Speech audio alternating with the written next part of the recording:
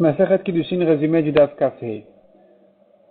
La Gemara s'était arrêtée sur la halachot d'un maître qui a abîmé un membre de son esclave, un Ved Knani. On a dit s'il a abîmé l'œil, s'il a abîmé la dent, ou un des doigts, etc.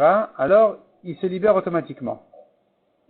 Il se libère automatiquement, et la Gemara dit en ce qui concerne si il l'a abîmé dans ses parties, c'est une marloquette.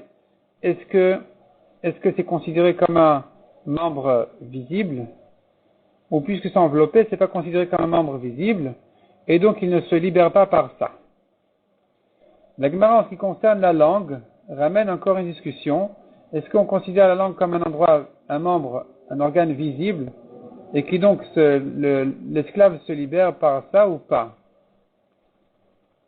Et donc la Gemara, elle ramène là-dessus une discussion qui retrouve en fait la question de la purification de la vache rousse. On sait bien, on doit asperger sur le tamé, et dès que la goutte a touché le tamé, il devient tort. Maintenant, si elle a touché à sa langue, à ses lèvres, qu'est-ce qu'on dira ici? Est-ce qu'il est tort ou pas? Et donc, nous avons là-dessus une machloket. Selon Rabbi, c'est suffisant, même la langue c'est bien. C'est considéré comme un organe dévoilé. Selon les Chachamim, non, c'est considéré comme un organe caché, et que donc on ne peut pas le purifier en lui aspergeant sur la langue.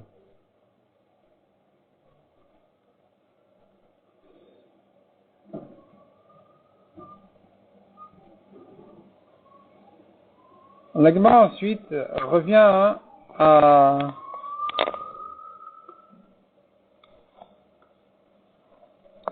la Gemara ici explique exactement dans quel cas se situe la marloquette entre les Chachamim et Rabbi. Tout le monde est d'accord qu'un homme peut devenir tamé si sa langue a touché un reptile mort.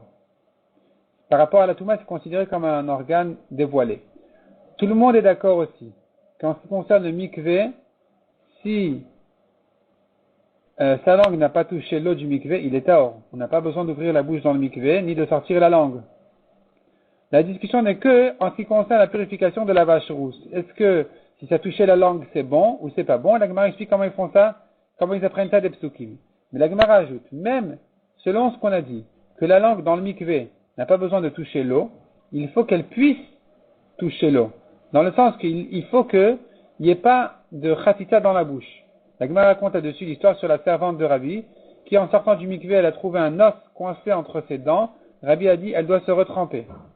Parce que, malgré qu'elle n'a pas besoin que l'eau touche ses dents, il faut qu'elle puisse toucher. Or, à l'endroit de l'os, ça ne pouvait pas toucher.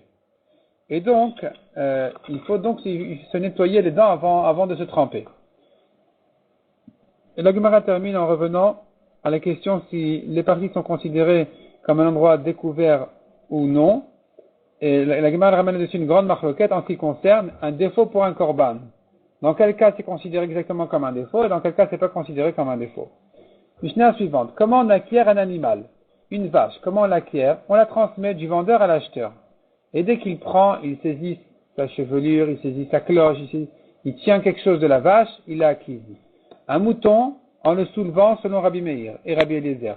Mais selon Chachamim, en le tirant. La Gemara ramène que selon Rav, une vache s'acquiert en la tirant.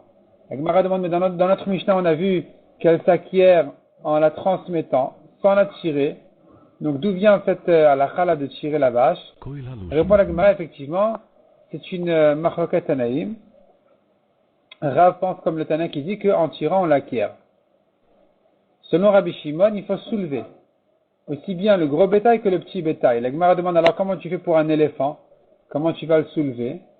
Répond la Gemara, pour acquérir un éléphant, il y a le kinyan khalifin, l'échange. C'est-à-dire que celui qui achète l'éléphant, il fait rien, il n'a pas besoin de toucher l'éléphant, il peut donner son stylo au vendeur, et en échange que le vendeur il a acquis le stylo, l'acheteur a acquis l'éléphant.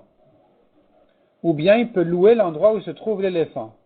Ou bien il peut mettre 4 récipients sous les 4 pattes de l'éléphant, et il pourra l'acquérir comme ça aussi dans certaines circonstances, dans certains endroits. Ou bien, dit la Gemara encore, il peut mettre sous ses pieds, sous les pattes de l'éléphant, il peut mettre des bois, et l'éléphant il va monter dessus, et il aura soulevé donc indirectement, mais ça s'appelle aussi qu'il a soulevé, et de cette manière-là, il peut l'acquérir.